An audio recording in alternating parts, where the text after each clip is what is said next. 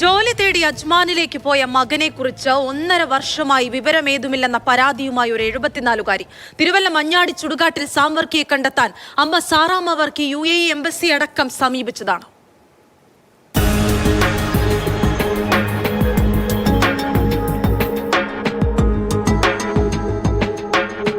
Sam Varkey, പ്രായം 48 വയസ്സ്.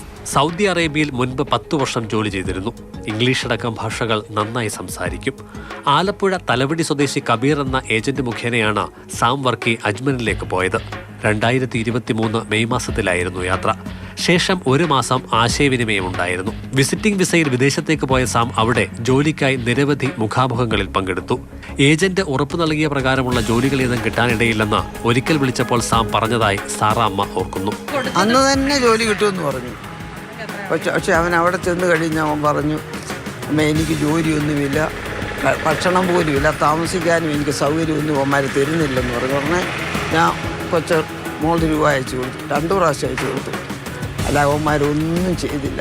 ആലപ്പുഴ സ്വദേശി അനീഷ് മധുവിനൊപ്പമാണ് താമസിച്ചിരുന്നത്. വിസിറ്റിംഗ് വിസയിൽ പോയി ജോലി കിട്ടാതായതോടെ അനീഷ് നാട്ടിലേക്ക് മടങ്ങി. സാമിന്റെ പാസ്പോർട്ട് അടക്കം രേഖകൾ ഇയാളുടെ പക്കലാണ് ഉണ്ടായിരുന്നത്. സാമിനെക്കുറിച്ച് വിവരങ്ങളേതുമില്ലാതിരുന്നതോടെ നാട്ടിലേക്ക് പോരും മുൻപ് ഇവ മറ്റൊരു സുഹൃത്ത് അക്ബറിന് കൈമാറിയെന്നാണ് അനീഷ് വിശദീകരിച്ചിട്ടുള്ളത്. ഈ റൂമിൽ അനീഷ് മധു എന്ന് പറഞ്ഞ റൂംമേറ്റ് എന്ന് പറഞ്ഞ ഇദ്ദേഹം, ഈ കബീർ എന്ന് പറഞ്ഞ ആ ഏജന്റ് ഇവിടെ ആലപ്പുഴയിൽ നിന്നെങ്ങാണ്ട്, നമുക്ക് അവരുമായിട്ട് നേരിട്ട് പരിചയമൊന്നുമില്ല, ഇങ്ങനെ ഫോണിലൂടെ പറഞ്ഞ ആ ഒരു അറിവ് മാത്രമേ ഉള്ളൂ. ആ റൂംമേറ്റ് ആണ് പറഞ്ഞത് സാം വന്ന് രാവിലെ ഇതുപോണക്ക് റൂമിൽ നിന്ന് ഇറങ്ങിപ്പോയതാണ്, ഇതുവരെയായിട്ട് റൂമിൽ വന്നില്ലെന്ന് പറഞ്ഞു.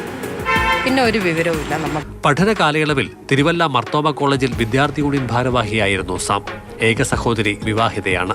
UAE-ലെ പരിചിതരായ മലയാളികളെയെല്ലാം ഇതിനോടകം ബന്ധുക്കൾ സമീപിച്ചു കഴിഞ്ഞു. പോലീസ് അന്വേഷണത്തിലും പുരോഗതിയില്ല.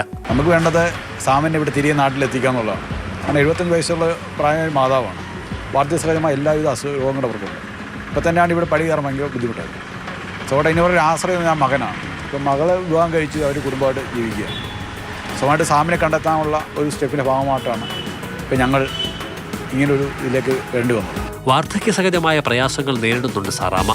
മകനെ കണ്ടെത്തണമെന്നുള്ള അപേക്ഷ കേന്ദ്ര സംസ്ഥാന സർക്കാരുകൾക്ക് മുന്നിൽ കൂടി വയ്ക്കുകയാണവർ.